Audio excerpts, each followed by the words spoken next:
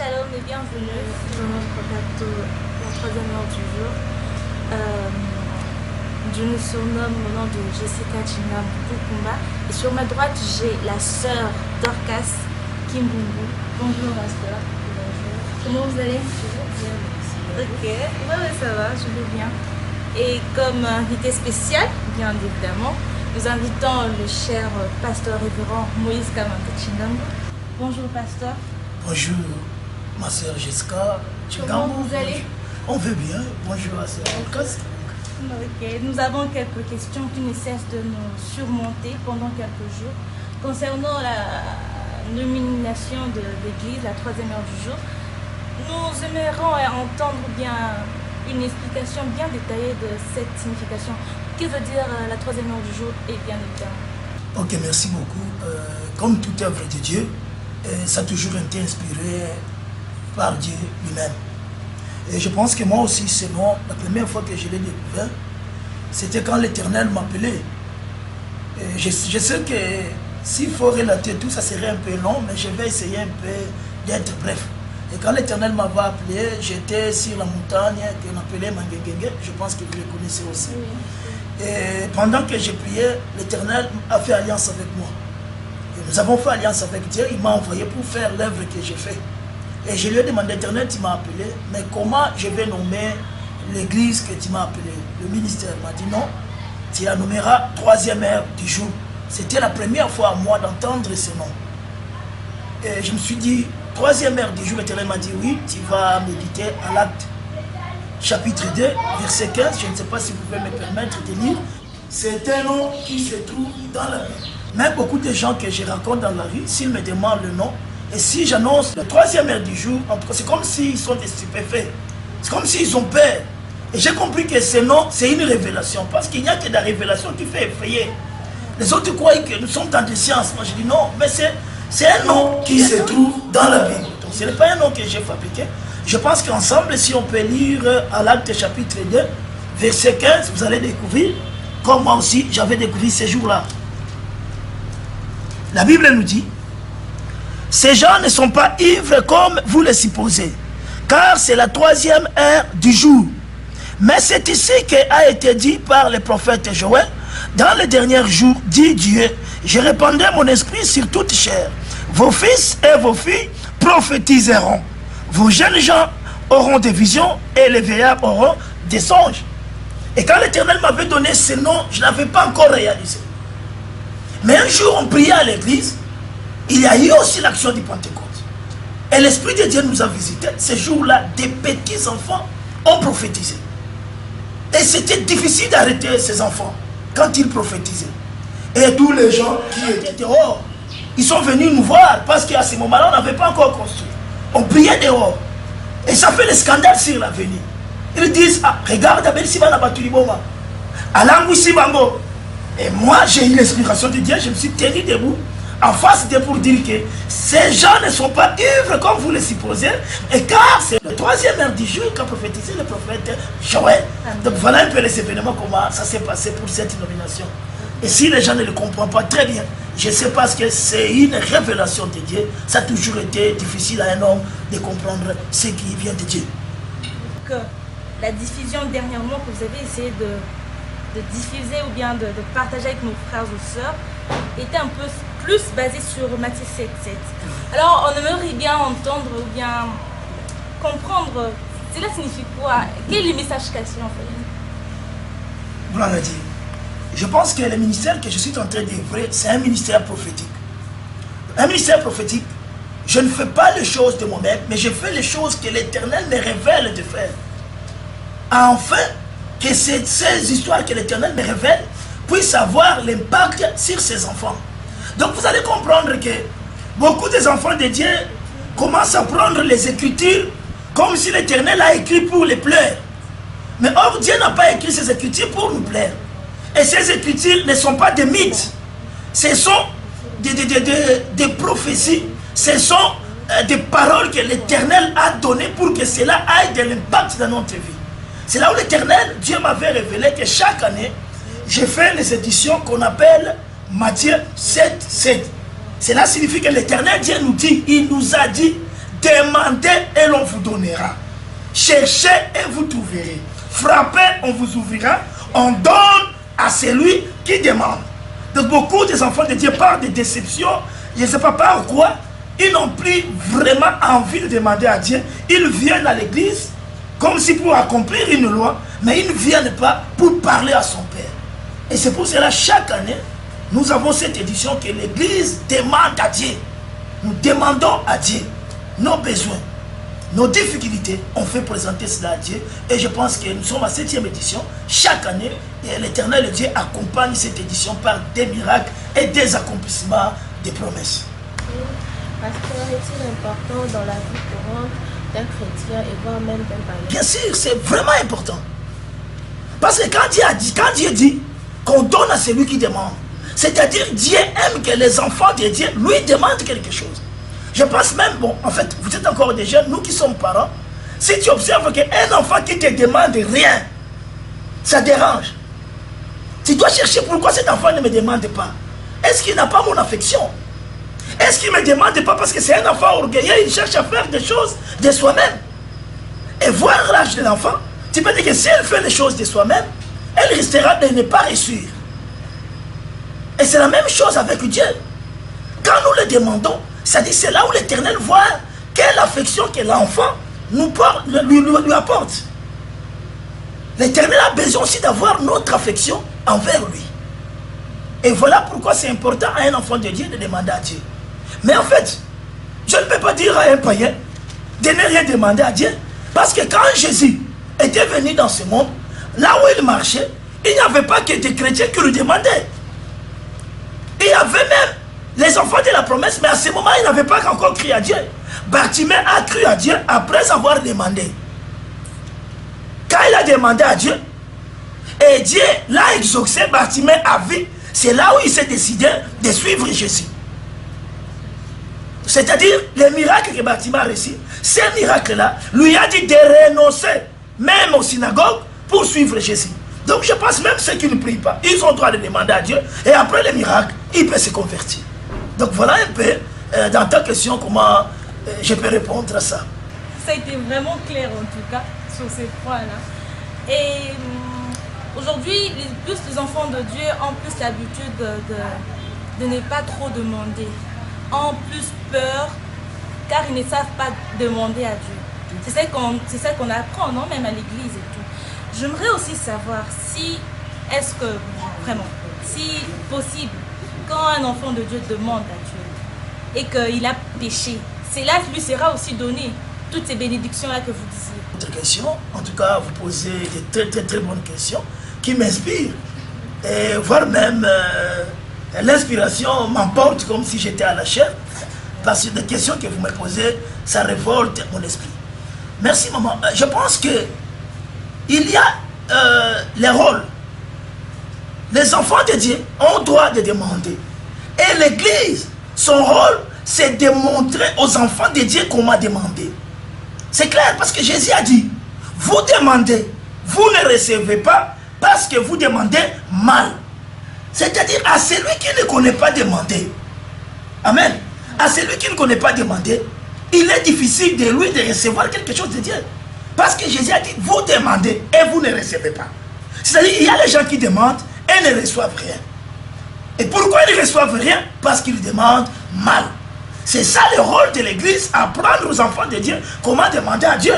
Je donne un exemple. Moi, je suis un papa, j'ai ma vision, j'ai la vision de la manière dont j'aime que mes enfants se comportent. Un jour, tu es au salon comme ça, l'enfant me donne Père, Sangaborwan. Vous voyez, même si c'était mon avis de donner à cet enfant, je dirais que si je donne à cet enfant, cette genre de demande va rester l'habitude pour lui. Donc je ne vais pas d'abord lui donner pour lui demander à un papa. Là, je ne donne pas. Je dois d'abord lui prendre. Moi, je ne suis pas ton père. Je suis papa, s'il te plaît, je peux avoir ça. Et parce que c'est vos droits, c'est dans vos droits, moi, en tant que parent, je ferai un effort d'accomplir ce que Jésus a dit. Votre demande, pourquoi? Pour que votre joie soit parfaite, comme Jésus a dit. Donc quand vous demandez à Dieu, Dieu vous donne pour que votre joie soit parfaite. Et Dieu n'aime pas que vous restiez dans la tristesse.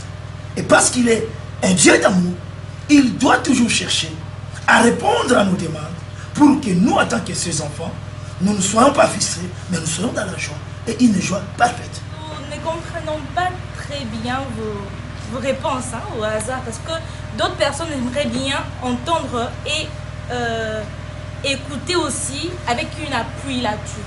On donne des versets souvent qu'on donne des genres de réponses ainsi, tout. Parce que là, vous donnez juste un peu une petite synthèse. Mais on aimerait bien entendre aussi des versets là d'appui. Parce que d'autres enfants se perdent comme ça, sans verset. Parfois, pasteur Olobaka Boué, mais après ça va verser. La plupart des téléspectateurs le disent. Et on aimerait bien entendre ou souhaiter à chaque fois que vous parliez avec une appui au-delà, nous ferait un peu du bien, un peu plaisir en fait. Oui, encore une fois, que Dieu vous bénisse. Et vous avez d'abord vu que l'action elle-même, elle a déjà un verset. L'action, c'est Matthieu 7, 7. Et en tout cas, s'il faudrait peut-être appuyer comme vous dites là, oui, on peut toujours le faire. Mais quand je dis que Jésus a dit, c'est déjà la parole de Dieu. Amen. Mais si vous voulez la précision, je pense prochaine fois, quand vous allez poser, et je vais cibler avec le verset biblique pour que les enfants de Dieu puissent aussi vérifier. Mais on va donner les précisions comme vous avez demandé. Ou les déréguler, peut-être je n'aurais pu les bien citer. Pasteur Moïse, vous pouvez nous donner l'explication sur le terme bénédiction, son origine et impact. Ah, gloire à Dieu. Merci maman pour ta question. Le terme bénédiction, je pense même dans mon église, là où je dirige, cette année pour nous, c'était une année de bénédiction. Quand je vous dis que nous sommes dans un ministère prophétique, ce n'est pas seulement que l'Éternel ou l'Esprit de Dieu puisse révéler en vous ce que vous êtes ou ce que vous voulez devenir. Mais ça fait aussi partie de ce ministère. L'Éternel nous fait aussi voir le destin de ses enfants et nous prophétisons sur ça. Mais une bonne prophétie, l'Éternel chaque année nous donne les thèmes qui aura l'impact dans nos vies, les thèmes sur lesquels nous allons marcher pour toute l'année. Comme cette année, c'était une année de bénédiction. Moi, je dis toujours qu'un enfant de Dieu ne peut pas s'échapper de la bénédiction. Même notre conversion, quand nous quittons le monde des ténèbres pour le monde de la lumière, qui est le monde de notre Dieu, c'est-à-dire quand nous dites que non, nous avons changé nos vies, nous avons donné nos vies en Christ, c'est déjà une bénédiction. C'est pour cela que Paul a dit, comme maman a dit, je pense 1 Corinthiens chapitre 5 verset 17.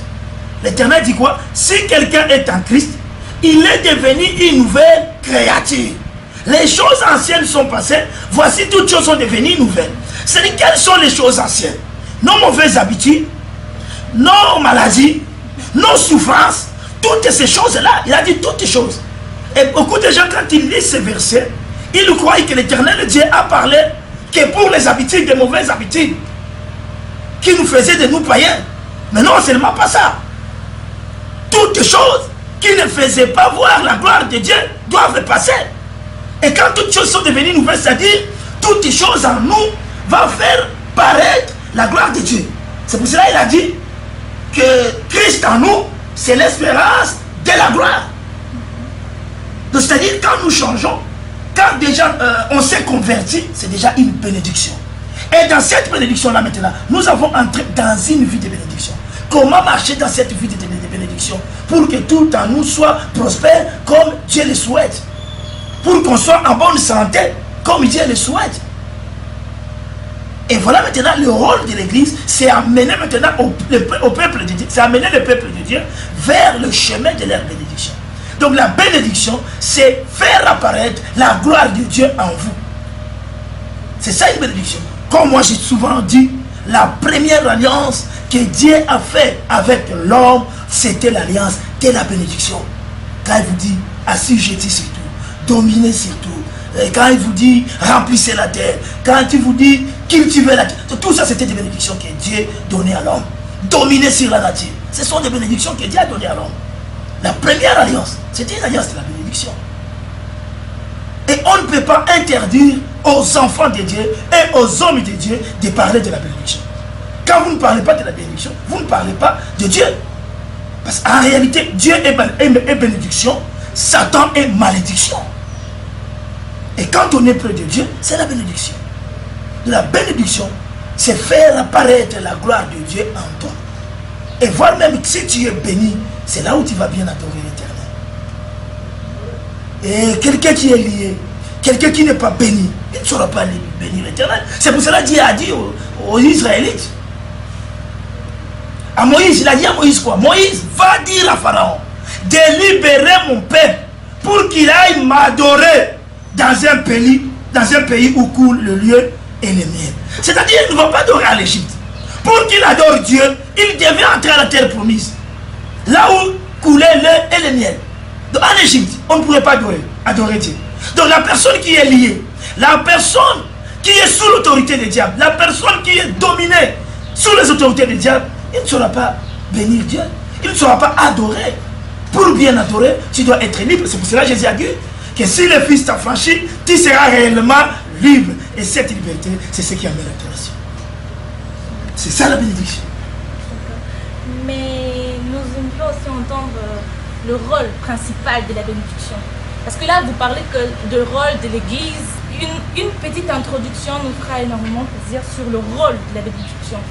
Aujourd'hui, oui, on dit que la bénédiction est ceci, et ceci, et cela. Mais la plupart des enfants de Dieu ne le captent pas. Et n'arrivent pas à le saisir. Et qu'il faut-il aussi pour saisir cette bénédiction éternellement en fait? Ok, merci, gloire à Dieu, que l'Éternel Dieu vous bénisse. C'est une très très très bonne question. Vous voyez, la bénédiction n'est pas limitée. Les gens cherchent à limiter la bénédiction. Voilà même quand Dieu a dit, bien-aimé, je souhaite que tu prospères. Il a parlé à tous égards. C'est-à-dire, dans tous les domaines de la vie, un enfant de Dieu doit réussir. Comme il a dit aux Éphésiens, que Dieu nous a bénis avec toutes sortes de bénédictions. Donc tout ce qui t'entoure doit être béni. On ne peut pas limiter la bénédiction, soit aux études, ou dans mon travail, mais la bénédiction, elle est dans tous les domaines. Et quand vous dites que, comment marcher avec ça? C'est ça même la vie chrétienne. La vie chrétienne, c'est un chemin de la croix. Les autres croient, s'ils tombent avec la croix, que la bénédiction, elle est partie et c'est fini. Non. Si tu tombes avec ta croix, le mal, c'est de rester par terre. Si tu tombes, Jésus te dit, relève-toi. Relève-toi. Ça peut arriver qu'on pêche. Mais pourquoi Jésus était là? Jésus était là pour notre repentance. Même si nous péchons, nous avons droit à se repentir. L'Éternel Dieu ne va pas nous rejeter. Quel que soit le mal que nous avons fait, l'œuvre de la croix était utile pour nos péchés. L'œuvre de la croix était utile pour nous racheter des péchés. Et cette œuvre-là n'a pas encore pu faire. Dieu a encore besoin de nous. Il a encore besoin de notre repentance. Donc dans la vie chrétienne, on peut glisser, on peut tomber. Le problème, ce n'est pas de tomber. Mais le problème, c'est de rester tombé. Et quand tu tombes, relève-toi. Dans la Bible, il y a beaucoup de gens, beaucoup des enfants de Dieu, même lui-même son peuple d'Israël. À chaque fois, il tombait. Mais l'Éternel leur disait quoi? Venez à moi, approchez-vous de moi, je vous approcherai de vous. Il y a des hommes de Dieu, comme de David. Il tombait à chaque fois. Mais même s'il tombait, ça n'a jamais été arrivé dans ses pensées d'aller consulter d'autres dieux parce qu'il a tombé, son Dieu lui abandonnera. Non, à chaque fois que David tombait, il cherchait la réparation, la repentance avec son Dieu. Et qui peut me dire que David n'était pas béni? Qui peut me dire que Salomon n'était pas béni? Ce n'est pas dit parce qu'il ne tombait pas. Mais s'il tombe, il ne restait pas par terre. Il s'est relevé. Donc voilà le chemin de la bénédiction. Quand tu tombes, la bénédiction ne quitte pas de toi. Ça quitte de toi quand tu changes le chemin. Parce qu'il même a dit, devant toi, il a mis deux chemins. De la vie et de la mort. C'est-à-dire de la bénédiction et de la malédiction. Toi, as choisi de la vie. Toi, as choisi le chemin de la bénédiction. Mais quand toi-même, tu prends un autre chemin, mais tu as fait ton choix. Qu'est-ce que Dieu peut faire en toi? Évidemment. Nous sommes presque à la fin de notre émission. Un mot de la fin au peuple de Dieu. Ok, merci beaucoup. Je pense que ce qui me reste à faire, c'est de les bénir, c'est de remercier le peuple de Dieu qui vont nous suivre. Que l'Éternel Dieu vous bénisse. Et je pense que si vous écoutez sa voix, la Bible dit, n'endurcissez pas votre cœur. Ce que je peux vous demander comme mot de la fin, c'est de mettre en pratique la parole de Dieu. Et là, vous serez bénis. Encore une fois, que le bon Dieu vous bénisse. Que l'Éternel Dieu vous touche et vous accomble de toutes ses grâces. En tout cas, je vous remercie et je remercie les journalistes. Comment faire pour vous contacter? Vous nous avez même pas les... Ok, merci maman, merci. Je pense que ceux qui veulent nous contacter, ils doivent nous voir sur notre page Facebook, AC 3e heure du jour, soit sur mon compte Facebook, Ministère Moïse Kamanda Chingambo. Et si vous voulez nous contacter par la ligne, là je pense que vous nous appelez à notre numéro 089 760 52 55 089 760 52 55 ou soit encore à 081 38 30 et 300. Et notre assemblée, l'assemblée chrétienne 3e heure du jour, se situe à la commune de Mongafula, au quartier Matadimayo, précisément à la localité Sebo. C'est-à-dire dès que vous arrivez sur Triangle de Cité Verte, vous prenez le taxi qui se dirige vers Kimwenzagar et vous demandez deuxième entrée Sebo, la référence est deuxième entrée. Quartier Cité Sebo, deuxième entrée sur l'avenue Vunza numéro 19/3. Merci beaucoup. Merci, nous avons été vraiment très fiers du pasteur révérend Moïse Kamanda qui vient de nous expliquer en détail et en gros la signification de l'église et le lieu où se trouve l'église. Nous sommes maintenant à la fin de notre mission qui a été bien expliquée par le pasteur Moïse Kamanda. Et merci à vous, chers spectateurs, de nous avoir regardés sur la chaîne YouTube de la 3e heure du jour. Et nous vous disons au revoir à la prochaine numéro.